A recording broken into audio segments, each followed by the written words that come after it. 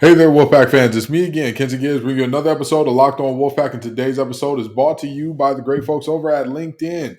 They are the official college football recruiting sponsor across all of the Locked On College Network. LinkedIn Jobs helps you find the candidates you want to talk to faster. Post your job for free at linkedin.com/locked on college. Terms and conditions do apply. Now, y'all know how I get down. I am doing the matchups of position group by position group. And as always, we always start with the big boys.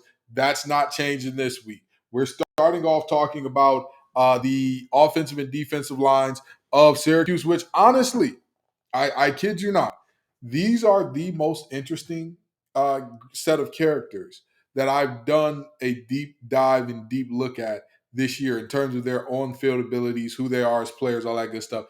This group is so interesting. They're so very interesting. I've got to get into it. We're going to break down who's better, NC State's offensive and defensive line or Syracuse's offensive and defensive line. And of course, they're going to be broken up. So it'll be who has the better offensive line, who has the better defensive line. All right. We're going to start off with offense. But anywho, stick around for all that and more on today's episode of Locked On Wolfpack.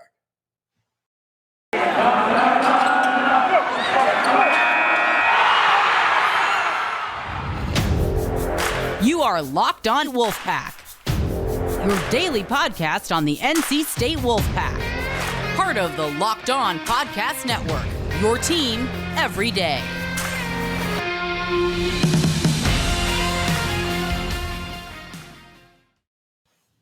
So when I look at these groups, I look at a sort of like these two are a bit of polar opposites in that NC State's offensive line has been excellent in terms of pass blocking.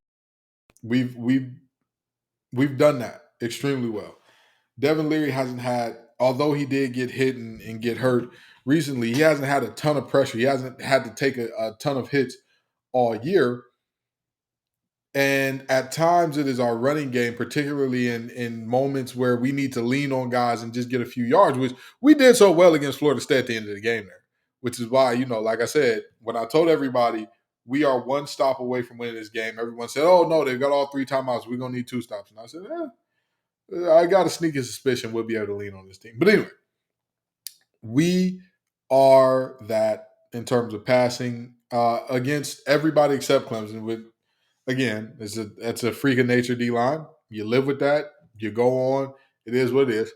But against everybody else, we've looked good, to say the least, as far as passing goes. Running the ball is a little bit different of a story. Running the ball it's been a little tougher in terms of our offensive line's blocking abilities. That's just what it is. That's just the reality of what it is. Part of it, I believe, is due to predictability. I believe is due to running the ball every first down and all that. Part of it, I just don't. There's not a physical enough disposition. There's not enough nastiness on that offensive line. Syracuse, however, is the exact opposite. When they want to run the ball, they can lean, they can open holes, they can do whatever they want to do in the running game. The passing game is where it's kind of surprising that Schrader has been putting up the numbers that he has, especially, considering how that offensive line at times has been really, really bad in guaranteed passing situations. But the reality is, because this team has been so excellent at running the ball, they don't end up in a lot of situations where it's just like 3rd and 9, 10, 11, 12. They don't end up in a lot of 3rd and longs to where it's not obvious passing downs a lot. So there's my take there. But let's get into the individual players. This offensive line starts and ends with the big left tackle, Matthew Bergeron. He's probably going to be a second, third round pick. Right now, people are projecting him towards the back of the third, maybe early fourth.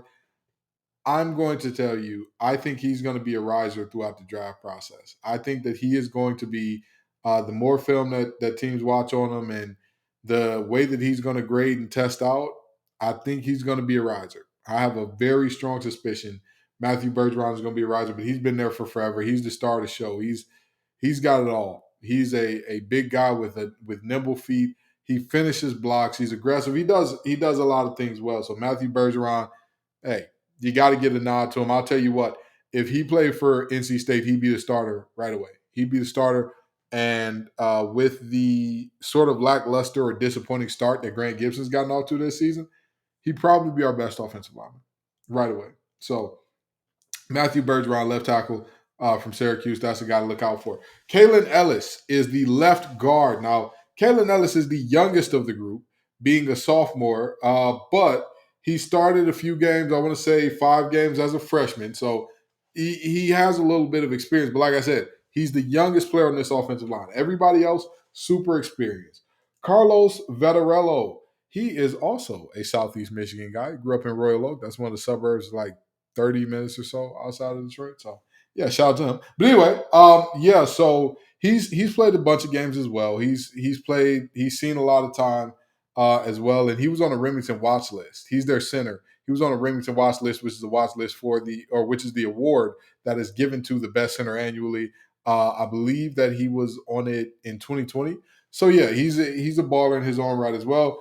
Redshirt junior. So is Chris Bleach, another redshirt junior, who started a ton of games last year as well. And then you go to Dakota Davis. He is a guy with a ton of experience. He's played a lot of football for Syracuse. He, like all the other guys except Bergeron, have played a few different positions as well. All of these guys, this is a good unit. This is a good unit. This is a solid unit. This is an experienced unit. Again, I'm talking about one of these guys if they're the star of the show, and he's not the one that was up for an award. He was not the one that was considered to be worthy of looking at in terms of one of the best players of his position in the country. So this offensive line, again, very physical, very nasty. When they want those yards, and of course, having Sean Tucker in the backfield helps. It always helps. You know what I mean? Having good players play with you never hurts. You never look at that and say, I want a worse running back to make us really work, to make us really have to open house. No, of course, Sean Tucker is him being the guy back there helps. But that group right there, when it comes to pass blocking, when it comes to run blocking, they're going to open those holes and creases against, if you're an average or subpar defense, they're going to do so. They're going to find a way to open those holes. So this is a quality offensive line. But with that being said, when I look at offensive lines, if I were to ask, who has the better unit, this is tough because part of me wants to give NC State a slight edge because of the talent that's come back and all that good stuff and what we heard about them.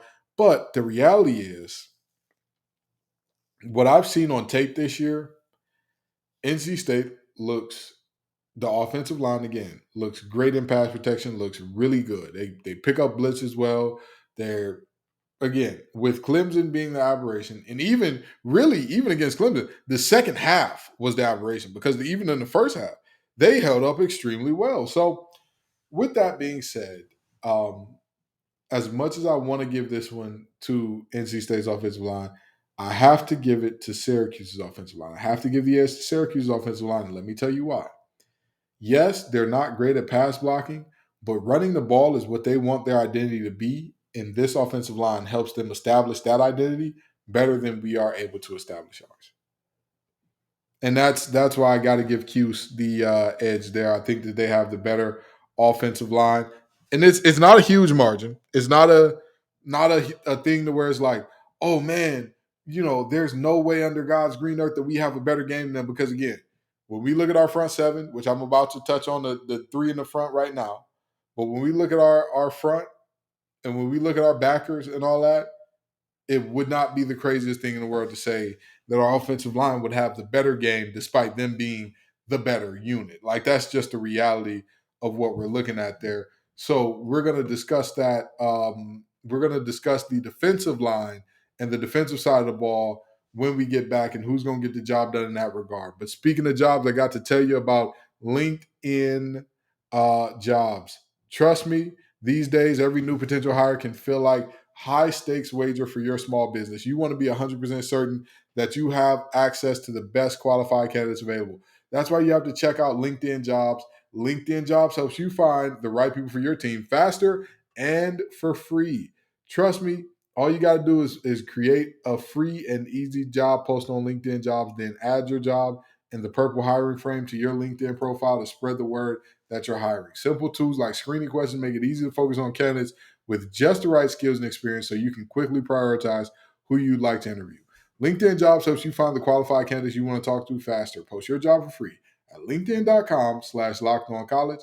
That's linkedin.com/lockedoncollege to post your job for free. Terms and conditions do apply. So, folks, the next thing I want to get into is the defensive line. Okay. Now, while they go a 3-3-5 situation, a lot like, exact same as we do, their defensive line is extremely peculiar. Much like their offensive line. Everybody on that offensive line, again, except Bergeron, has played multiple positions. I think maybe Vettorello didn't. I believe he did as well, though. I think he started some games at tackle and guard. But that's another story for another time. So the reality is, when I'm looking at the defensive line, okay,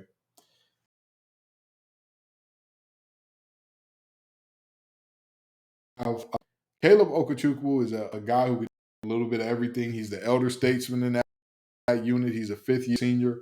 He leads, I believe, he leads the team in sacks, and he brought a pick six against Purdue. A lot of these guys, you're gonna see a common theme here about how they played against Purdue, because honestly, the defensive line kind of single-handedly won this game for Syracuse. Even if we don't want to talk about it, even if people want to look at, well, there was the penalties and all of the nonsense that Purdue did to give the game away down the stretch. I am telling you, this game is not close. That game would not have been close had the defensive line not shown up to play in a massive way. A massive way. But anyway, Caleb Okechukwu he's a ball player. He's a big guy. He is a guy that, again, he does everything that team needs him to do. He stops the run. He is a pretty good pass rusher. Like I said, he is the team leader in sacks with 3. So this is not a guy that you're going to look at and say, well, we need to try him. It'd make the most sense for us to do so, because it wouldn't. It honestly and truly would not. So yeah, that's the first guy that I want to talk about off their defensive line. The next one is Steve Linton. I'm sorry, Steve Linton. Steve Linton is a guy very long. I want to say he's like 6'6" or 6'4", somewhere in there. But Steve Linton is a guy that he has kind of figured out how to use that freakish length and athleticism. He's kind of figuring out how to properly use everything that works in his favor, because while he's 6'6", he's only about 220 pounds. And when I say 220 pounds, I mean like soaking wet with cement shoes on, possibly. That may be the case there, okay? I'm just saying, is that he's not a very big guy, but he's got very long limbs, which is going to be kind of a common theme here. And he finds ways to get to the quarterback. He has 2.5 sacks on the year. Now, granted, 1.5 came against Wagner, but I believe the other one came against Purdue as well. I'm not sure, but yeah, Steve Linden is another guy that he gets the job done. He gets the job done. He does what needs to be done for this Syracuse team, and so I'm never going to tell you that stats are everything for defensive linemen, because they aren't, especially not in the 3-3-5. But the reality of what this team is, or what they're going to be as far as the defensive line. He's a big part of it. He's definitely a big part of it. And anybody who tells you he isn't, they're lying to you. They're not telling you the truth. They're telling you a tall tale. They're selling you a fairy tale of something that you want to believe, because in reality, like I said, he's a ball player. He's a guy that is going to be, or that has been, wildly impactful for this team so far. And so the other guy that he rotates in a lot with is Jadius Green, or Greer, rather. I'm sorry. My handwriting is god awful. I am so sorry. I took notes, came prepared, all that good stuff. And voila, of course, I would have a situation where my horrible handwriting gets the best of me. But anyway, the reality is Greer is another guy he rotates in a lot with Lord Jesus. Give me just a second. Anyway, Greer rotates in a lot with Linton. He is a guy that, another one of those guys, he's a ball player. He's a true freshman, I believe, as well. So he's not a guy that has been on campus for a very long time, but his impact is felt right away. I'm sorry, he's a redshirt freshman. Green's impact has been felt right away. And boy, do I tell you, Syracuse loves themselves some very, very long guys. He's another guy, 6'6, 230 pounds. He has very long arms and he knows how to use them. Remember when I said that these guys did a lot against Syracuse? I mean, against Purdue? He blocked a kick in that game. This is, again, a very active, very, very noticeable defensive line. Again, when you watch that Purdue game and when you hear about the things that they're doing on special teams, it's a pretty big deal. And speaking of special teams, Kevin Darden, he is a guy that when you look at what he does for this team, he plays on kickoff. He plays nose guard. And I know what you're thinking. What type of nose guard also plays on kickoff? The 5'11, 260 pounds. And also, I think that 260 pounds is being generous. I think that that's I said that, I believe it was Greer, or no, I believe it was Linton with the rocks in his pocket weighs that much. You might have to put on like an entire, you would have to. I don't think that Darden weighs anywhere near 266. But not only does he hold his own, he's very disruptive. Of course, at that size, you want a guy who's going to create disruption, a guy who's going to play with great leverage, which he does. But he also plays on special teams, right? He plays on, I believe, kickoff and kick return, or at least he did last year. That is unheard of. That is just flatly unheard of. And again, 266, a bit of an exaggeration, I believe. But he's very active. He has great hand placement, and he stays very low. I think this will be a very interesting challenge for Grant Gibson to see, can he turn it around from what some of these early season struggles have been so far. Everybody beyond that has pretty much been depth players so far this year, but those four are like the main four that, they make this thing kind of go. They're kind of the heart and the engine a little bit. So when I talk about defensive lines, of course, when I look at our defensive line, it starts with, it starts with Durden, but after Durden, there are so many really, really quality players. You've got Clark, you've got Harris, you've got just Davin Van, you've got player on player on player. And so, with that being said, I believe that numbers advantage is what gives us the edge over this Syracuse defensive line. Now, I'm going to tell you, this Syracuse defensive line, again, just like I said about the offensive line situation, the way that they played against Purdue, they played out of their minds. Every time you looked up, Darden had 7 tackles against Purdue. That is extremely rare. You do not see nose tackles with 7 tackles. Assisted, solo, doesn't matter. 7 tackles is 7 tackles is 7 tackles, which is very much so unheard of in college football or in really any type of football. You'll be hard pressed to see a nose guard doing that much affecting of the game. But with that being said, again, the numbers advantage is why I'm giving NC State the advantage as far as defensive line goes, because I think that there's just more really, really good depth on this NC State team. I think that there's more guys who have played a lot of snaps who not only know this system, but who are going to have, I believe, a better chance of disrupting offenses. And it also helps that our linebackers are who they are, because it kind of frees those guys up a little bit. But again, I think that this one is a situation where Syracuse's guys, extremely interesting. Extremely interesting. Not saying that these guys are slouches or bums by any stretch of the imagination, but I think that the Wolfpack have a decided advantage in this arena. So I'm going to give the Wolfpack the nod here as far as that goes. Now, let me talk to you all about Built Bar before we get on out of here. If you haven't tried Built Bar Puffs yet, you're depriving yourself of one of life's greatest joys. And guess what? There's a new flavor. Ready?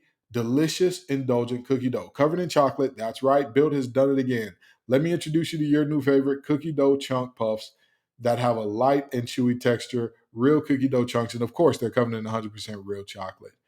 You're going to love the new cookie dough chunk puff, whether you need a snack for your workout, a late night treat, or just need to grab a quick bite to eat. Built is the perfect protein bar, and they taste better than a candy bar.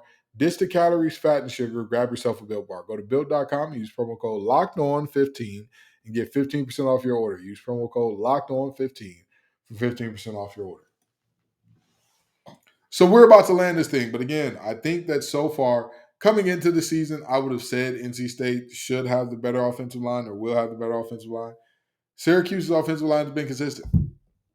They've been consistent. Have they done everything perfectly? No. Have they done everything well? No. But they've been wildly consistent. Wildly consistent. Sure, they haven't played the same caliber of teams that we've played so far. Does not matter.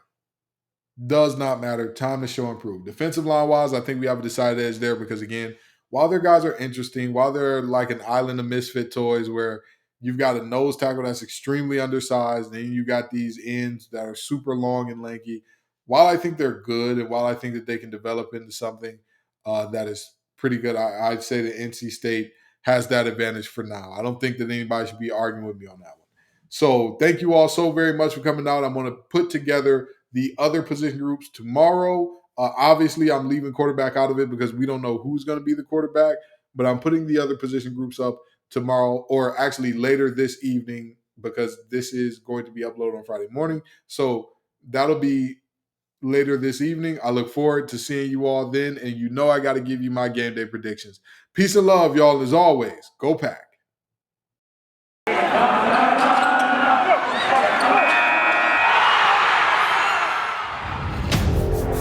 You are Locked On Wolfpack, your daily podcast on the NC State Wolfpack, part of the Locked On Podcast Network, your team every day.